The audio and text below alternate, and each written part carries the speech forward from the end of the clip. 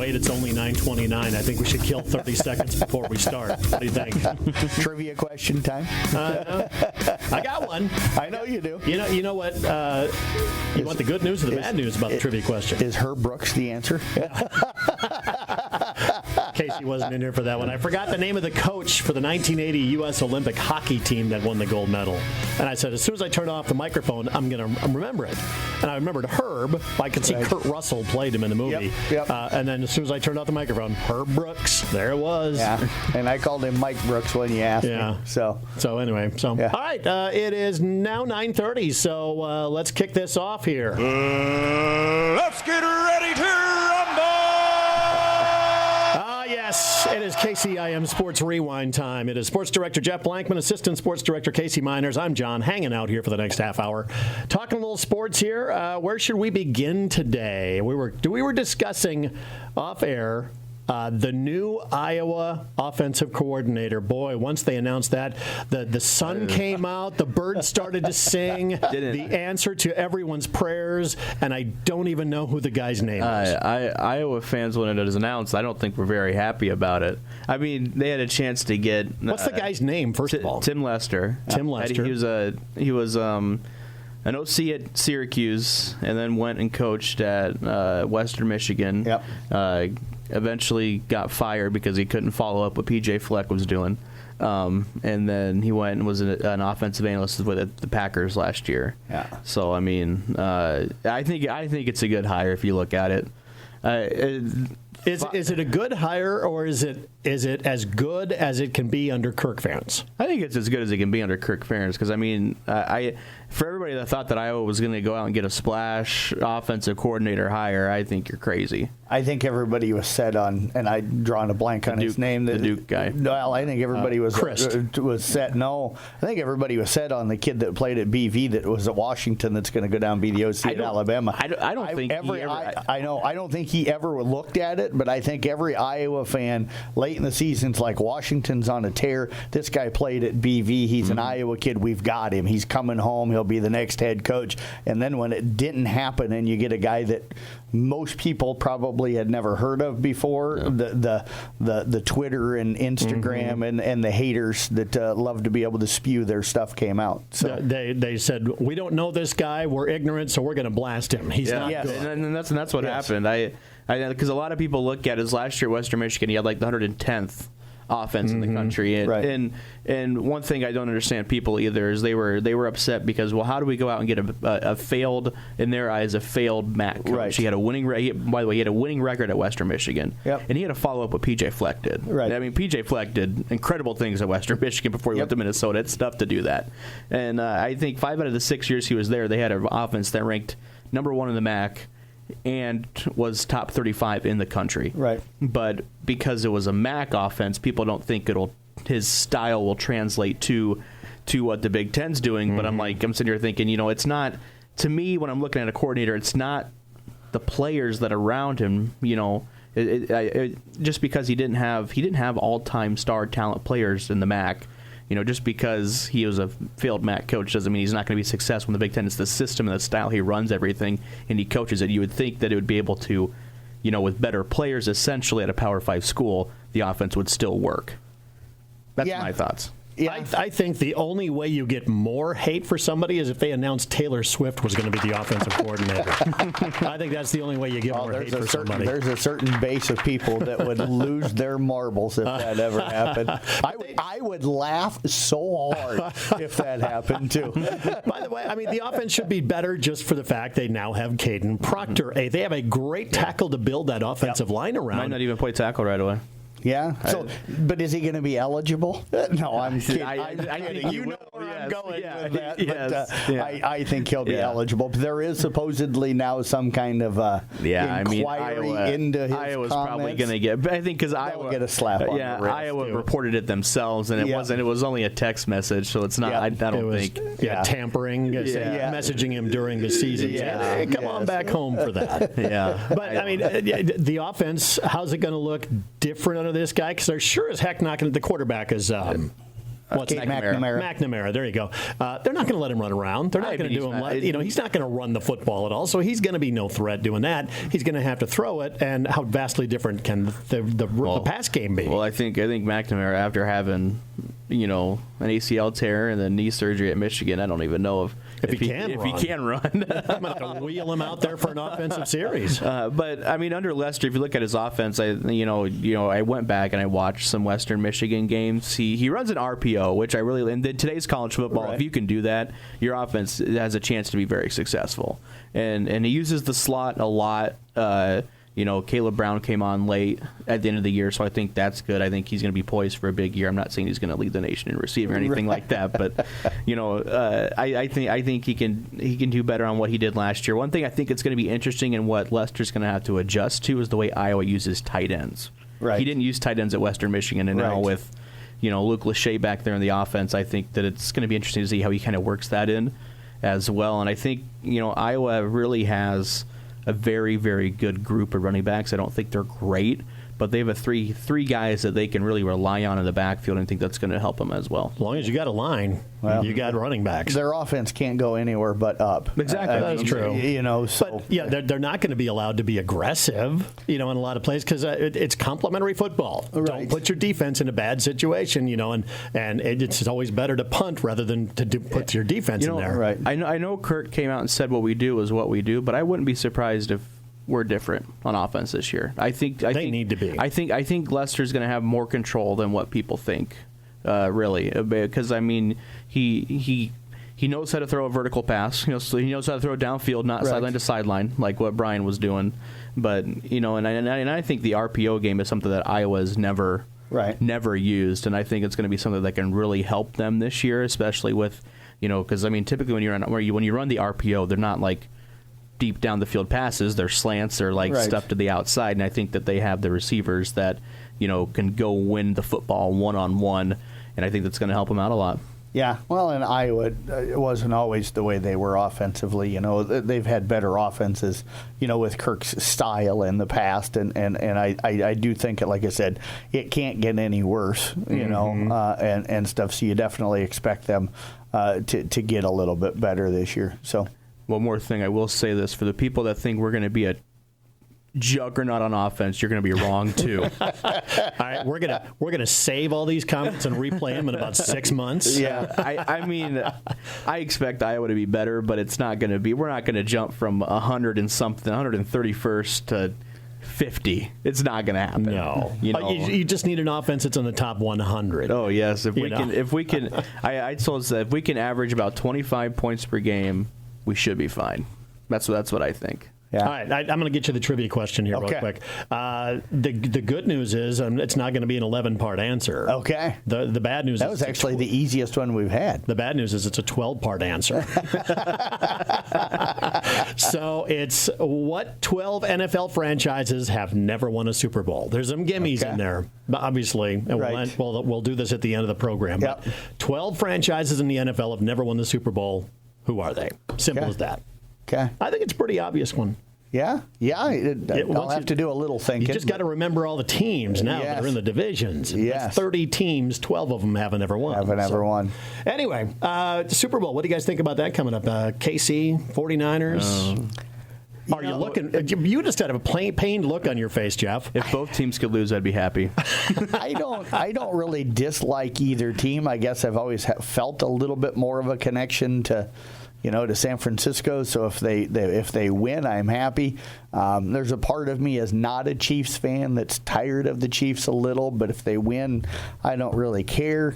Just give me a good football game, and just to have a little fun, give me Taylor Swift on camera about 150 times. It's going to happen. It's going to happen. Just to drive people insane. All of this stuff is There was a study done that on the average here over the last 6 weeks of the season, she's been on screen for 25 seconds, and people are still losing their marbles about their fact. You know what? Yes. Over this stuff. Yeah, I think it's just absolutely ridiculous. I did hear, I played Charles Barkley early this morning. He was talking about, he goes, all this stuff, all these conspiracy theories, it's ridiculous and it's stupid. And he goes, but I'll tell you right now, I'm never listening to another Taylor Swift song ever again. And the Gail King, the host, went, why? You're clearly this is tongue in cheek. And he says, yeah, but I blame her for the Bills kicker missing that field goal, and I had a bet on the Bills. So he's mad at Taylor Swift for putting the jinx on the Bills kicker. Well, I will say this about the whole Taylor Swift thing.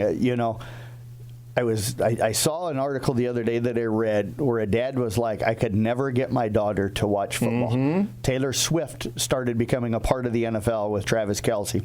His daughter now sits in the living room every Sunday and watches football with him, and she's learned the game of football. Yeah. She actually now talks the game of football. So if you think it's all bad, if you're a football lover and an NFL lover, you've gained a new fan base that maybe knows the game and enjoys the game and everything else.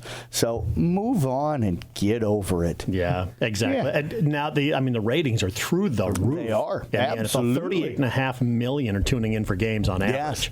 Yeah. So, and even the commissioner says it's the Taylor Swift effect. It is. So, yeah, it is. Yeah. It's crazy.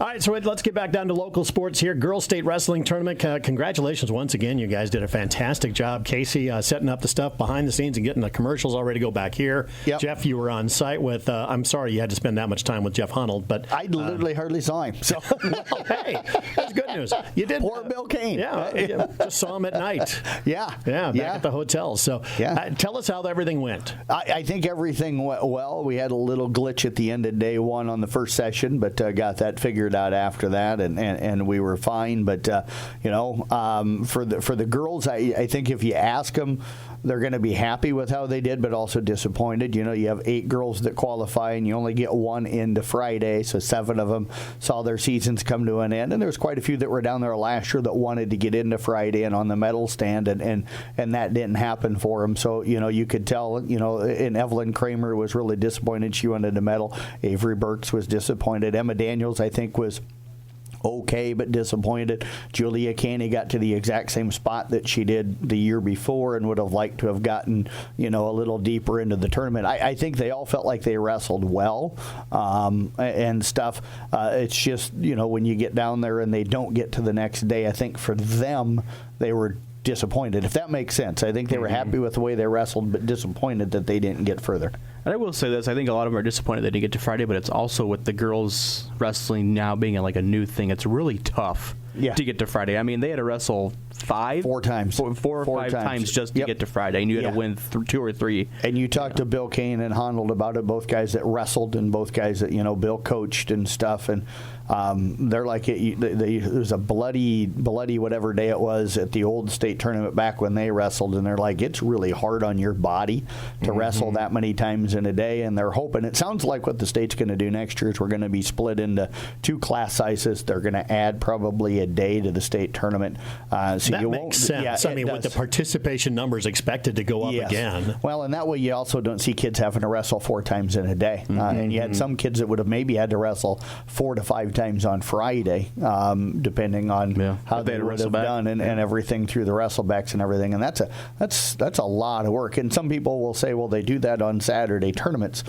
The difference in the level that you're wrestling down at the state tournament against what you're wrestling on a Saturday tournament in December, or November it's completely different because you're going up against the best of the best, and every match is hard on your body rather than I'm going to get a quick pin in 30 seconds and be done. But it was a lot of fun.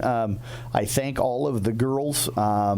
That even after losses, they came over and did interviews with me. So I was able to get a video interview pretty much with everybody after every single match and stuff. So I thank them for that. The only thing I realized is For me, the arena is difficult because where they had the media room and then where the mats were at, I had to run all the way around to the other side of the arena to get in. And then I couldn't get to the mats themselves and stuff, so I had to stand in kind of a waiting area. So I didn't get to see a ton of the matches, which was hard for me to then do the interviews. With the boys' state tournament, it's so wide open down at Wells, I'm literally sitting on the edge of the match and I follow the kid off of the mat. So I thank the wrestlers and I thank the coaches for this. I ended up spending probably most of my day in the media room trying to follow things on track wrestling, and then the wrestlers would come to me after their match and we'd do the interview because that was the only place that I could do the interviews, and they all came over, which was really cool. Yeah, it had to be a great experience for them, but the venue, does that need to change? Need to be bigger? I think it will be. I think it'll be interesting next year when they do split and stuff. Because the venue was only 3,000, like 3,000 yeah, people could hold or something like that. And there are people that don't go because they know that they're not going to be able to get in. They talked on the PA, all day Thursday and then Friday while we were down there about, it's a sold out. No, don't put bags in chairs. Wrestlers and cheerleaders and coaches weren't allowed in the stands because they needed all those rooms for the seats that were sold. Well, I know there was a lot of people from this area that didn't simply go down that would have went down because there wasn't enough room in the arena. But they've signed a 5-year deal, so there's at least 3 more years of it being at that arena, and then we'll see what they do from there. I mean, they've got a relationship built with them for state volleyball already.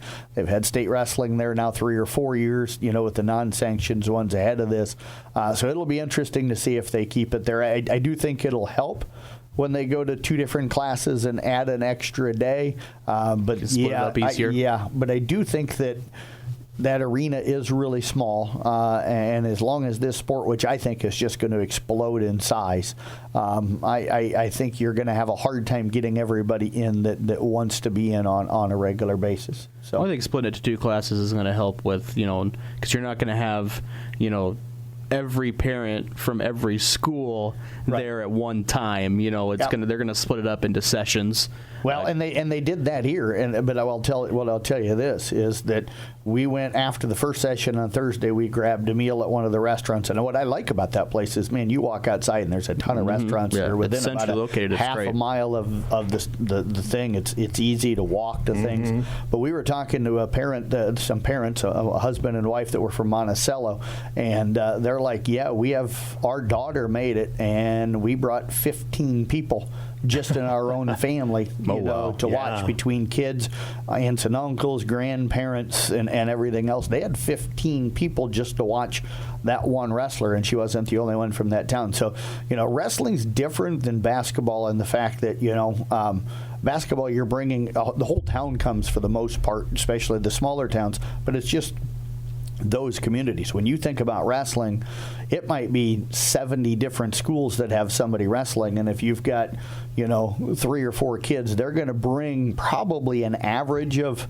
5 to 10 people per kid that are going to want to go see that are just related to that kid. Well, and I'll say one other thing too is basketball will bring the student body out. Yes. Wrestling, it's basically families that come out for that. You didn't see a ton of kids, and part of that was, you don't get shuttles very much from schools anymore that are, pep buses or whatever they're called that are hauling kids and stuff to the wrestling. Plus, there's just not a lot of room. So I think if you were a high school kid, unless it was your best friend that was wrestling and you could get out of school, I think it was going to be difficult to be able to get in. I know when I was in high school, they let you go down. If somebody qualified, you could use it as, a day to go down and watch. But I think splitting it's going to help with the attendance thing too. But I think that the girls like having everything out in Iowa City, so I wouldn't be surprised if they eventually move stuff, to something on the university, if they can. Yeah.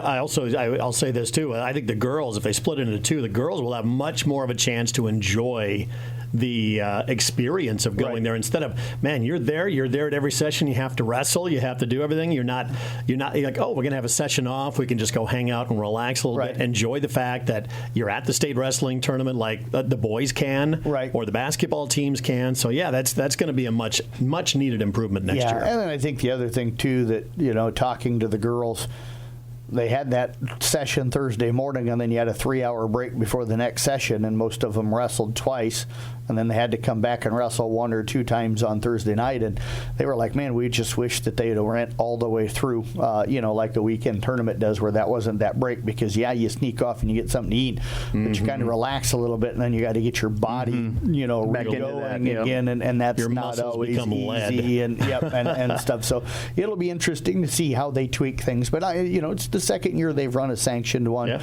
They didn't do a bad job at all. And I don't think the girls' union ran a bad tournament at all. I just think there's, in talking to wrestling people, there's some tweaks that could be made that would probably make things a little bit better. Yeah, they made the adjustment from year 1 to year 2, make it a little better. They'll just continue to improve, hopefully, from here on out. We got to talk some basketball. Playoff pairings are out. We'll do that coming up next on KCIM Sports Rewind. As the athletes at your house prepare for hard work and fun of the season, remember that St. Anthony Rehab Services provides physical therapy for any sports injury that may sideline your member of the team. Sports injuries can plague kids of all ages and keep them from playing the sport they love. Athletes will be under the direct supervision of a certified and licensed healthcare professional in the newly renovated sports performance facility. If an injury is keeping your athlete out of the game, call St. Anthony Rehabilitation Services at 794-5000 for sports injury and treatment rehab. It is KCIM Sports Rewind Tuesday morning. Actual sunshine out there. This is kind of cool. 50-some degrees in February, man. After today, we are down to 22 days to March 1st, and every day above freezing is one last day of cold winter we have to deal with. If you don't know, Jeff Blankman considers March 1st spring. Yes. It's a 20-day jump start roughly on springtime there. But, we've been having this great weather. We're going to have some more for this weekend, which is great because the boys' wrestling qualifying is going to be going on. We forgot to mention that in the last segment, so we're going to start there. Yeah, absolutely, and we'll just run you through where everybody has to go. Kemper, South Central Calhoun, and ESAC go over to Ogden in Class 1A. There's one ranked team there in West Hancock.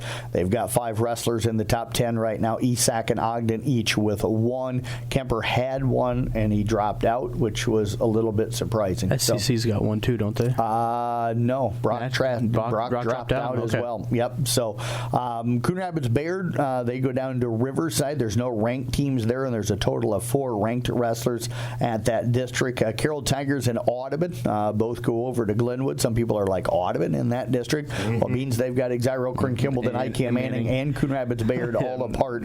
Actually not Coon on the boys' side of things, but means they've got those other 2 schools. They're a 2A school now. So Heelan's got a ranked wrestler. Glenwood comes in ranked 7th, but only 3 ranked wrestlers. Carroll has 3 ranked wrestlers, and Clarinda has a ranked wrestler. So I think we've got a legitimate shot, maybe up around 15 kids, making it down to the state tournament, which is going to be pushing the record for the most we've had since I came to Carroll in 04. A lot more than I think we thought we were going to get originally. Yep. I think Carroll's got a good chance to send quite a few. I do too. Based off of who they have to wrestle and stuff like that. I could see them up around 6 or 7 potentially. Yeah.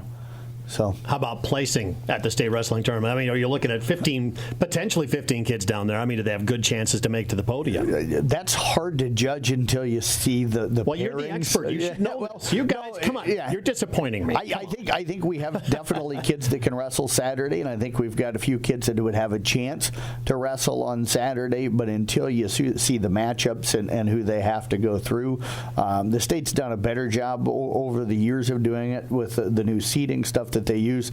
But I can remember years ago, you might have number 5 wrestling number 1 in the opening round, and when you go into the tournament going, I've got number 5, I've got a good chance of him making a deep run, and then all of a sudden you're like, ooh, he's going to have to possibly battle back on the backside because he's wrestling the number 1 ranked kid in the opening round. That all of a sudden makes it more difficult to be able to get through and get into at least Saturday placement session early in the day. So how about coverage for this weekend? Where can people find information? You're going to be tracking it all. Yes, I will.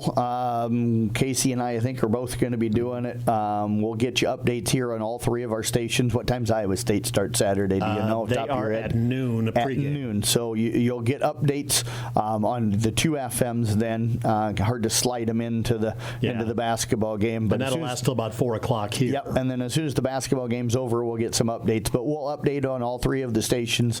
Probably a couple of updates updates an hour and stuff between the two stations, the two FM stations, with how all of our wrestlers will do. So just tune in to the radio. I'll try to tweet out as many as those results and stuff as what I can.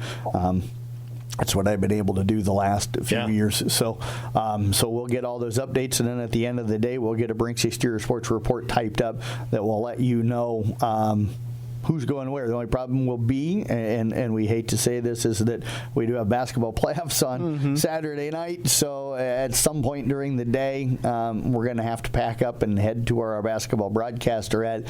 So we will get as many updates as we can until we have to leave, and then we've got basketball playoffs to go broadcast. And then, like I said, we'll get recap stories put together that night that will recap, everybody and let everybody know who qualified. So all right, so that's boys districts coming up this weekend. Playoffs. Yes, we're talking playoffs. Don't talk about playoffs. You kidding me? Playoffs? I just hope we can win a game. Smiled. I know. I had to throw him a bone out there since we picked on him earlier. Yes. So let's talk playoffs here. Pairings. It all starts this Thursday night for the girls. Yeah, girls pairings are out. I'll run you just through kind of the first round matchups. Glidden Ralston is hosting St. Edmund. Peyton Sheridan will go down to Coon Rapids Bayard. We'll have both of those games broadcast for everybody. Arweva heads to West Bend Mallard in that opening round. ICAM Manning travels over to Collins Maxwell. We'll also have that game covered pretty easy with Nick Brinks living over in Ames to make the little jaunt over to Collins Maxwell. And then in 2A, these are the games on Saturday night. We've got Kemper up at East Sac County and South Central Calhoun traveling to Belmont Clemmy. So those are the opening round games for both of those teams. And I think we've still got some girls teams. We don't know the Carroll playoffs pairings for boys or girls yet. The girls will come out on Wednesday tomorrow.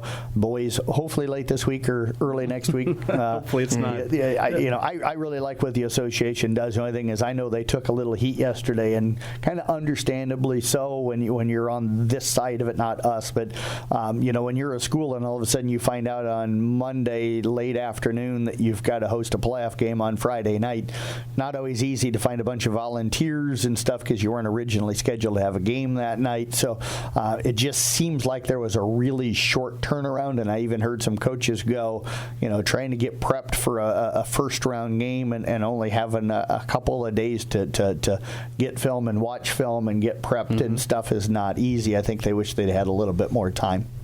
Well, you look at the routes that you do have, or at least the playoff pairings that you do have. Give us your impressions of them. I really like for Coon Rapids Bayard. I've liked what they've had all season long. I know the loss of Anna Hart is certainly going to hurt that team some, but I watched them last night, and I think they'll get things together. Glidden Ralston, I think they get their first game, but then they go to Newell Fonda, which everybody knows that one will be tough. Arweva's got a tough round. Even if they beat West Bend Mallard, they get highly ranked Remsen St. Mary's on the road the next round. ICAM Manning's got a tough route. Collins Maxwell's a good ball club. They're on the road there. They win. They end up getting the winner of Ankeny Christian in Diagonal. And Ankeny Christian's a pretty solid ball club as well, so their route's going to be tough. The winner of ESAC and Kemper gets Sioux Central, who's pretty much been ranked in the top 5 all year long. And then kind of the same thing, South Central Calhoun. They're on the road at Belmont Clemmy, winnable ball game, but then they go to a North Union team that I think's like 16-3 or 16-4, something like that on the season. So I wouldn't say any of our girls teams are blessed with an extremely easy route to make a deep run. Yeah, Coon's probably about the only team that's really, blessed with a good route to go, because I think a lot of the teams that they have a chance to play before, if they eventually get to the game against Newell Fonda, have only got like 9 wins on the season. So Coon's got a good route to get there. They just got to run through Newell Fonda potentially to get to a state tournament. And Newell Fonda's just ranked number 2. Yep. I mean, they just run girls at you all the time with that full court pressure defense. I mean, they just plug players in. I mean, they're Coon Rapids Bayard with more depth and 35 or 40 more years of running that system. Wow. Yeah. Boys pairings, are they out?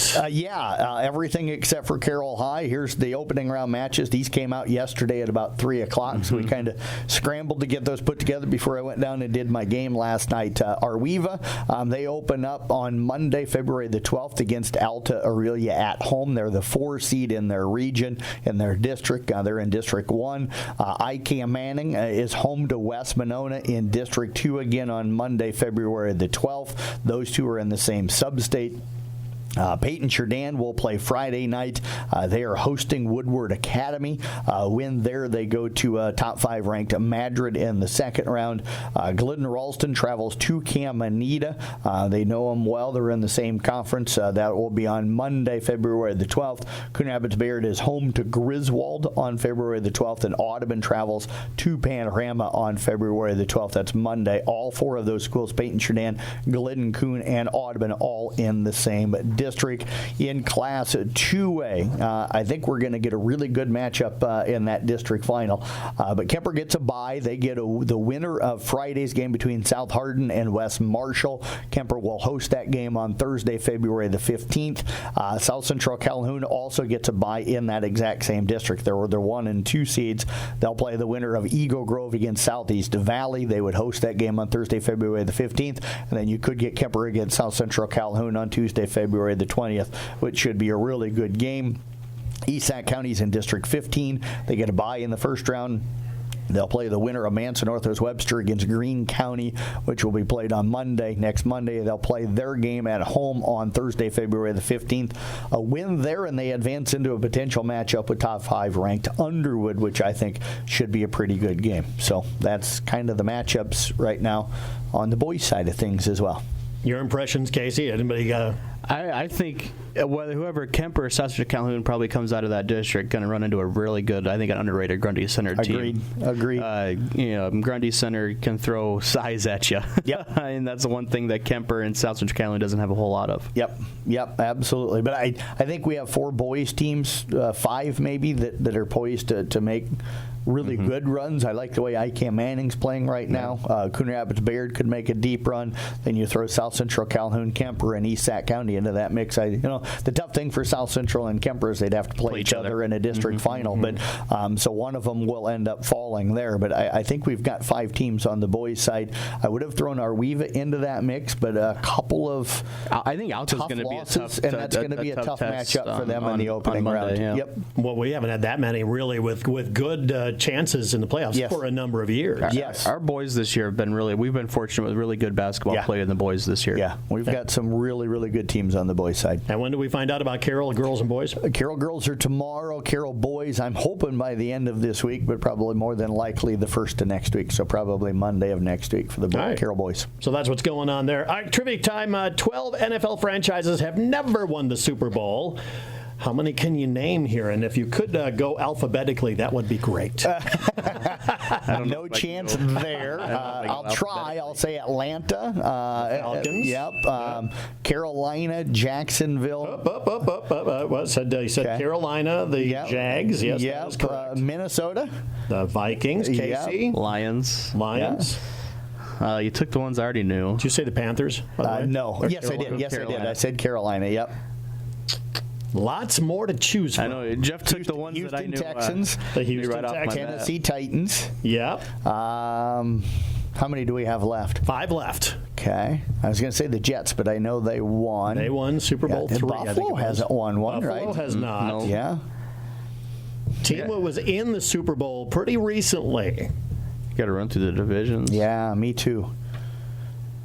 You're missing Cincinnati Cincinnati Bengals. Yeah, that was the one I was thinking of there. Cleveland Browns is correct. You're down to 2. Can you get them? Wow. One team has their stadium has hosted many Super Bowls. Yeah.